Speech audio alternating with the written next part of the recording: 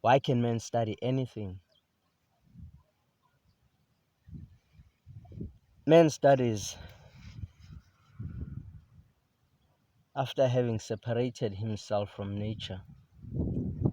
After that separation, after man thinks that he is an individual, an identity, then man is required to study. And study simply is remembering oneself as nature.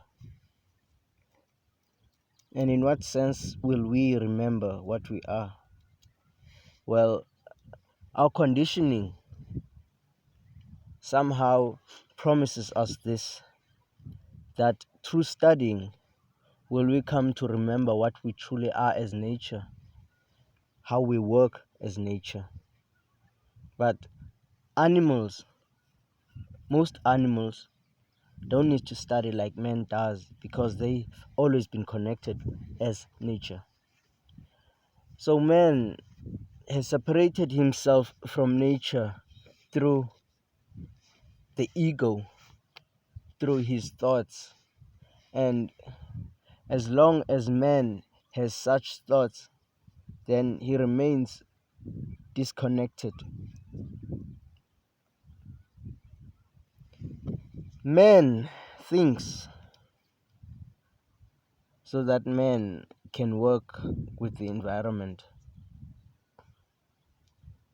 so that man can navigate the dangers of the environment, of himself as nature. This is what memory is for, studying is for.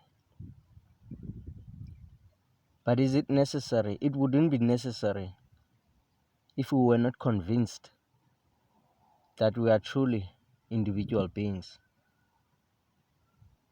because we simply move through our instincts, since that is what we are eventually. So basically, man can study these things because these things are part of man. And man studies these things unaware that he is studying himself. So this is why man studies for me. And this is why there are educational systems. This is why there is conditioning. Just for this thing, for this variation, different ways of studying, different ways of remembering, different ways of reconnecting. Let me just say, for me, I've never felt that separate from it all. So studying never felt like reconnecting, because I felt like I've always been connected. But being this human that I am has allowed me to live betwixt these things, to balance them. And I wouldn't urge anyone to do that. But these are just what I feel. So I urge you to look into them instead of just, dismissing or never even trying to understand what has been said here today. So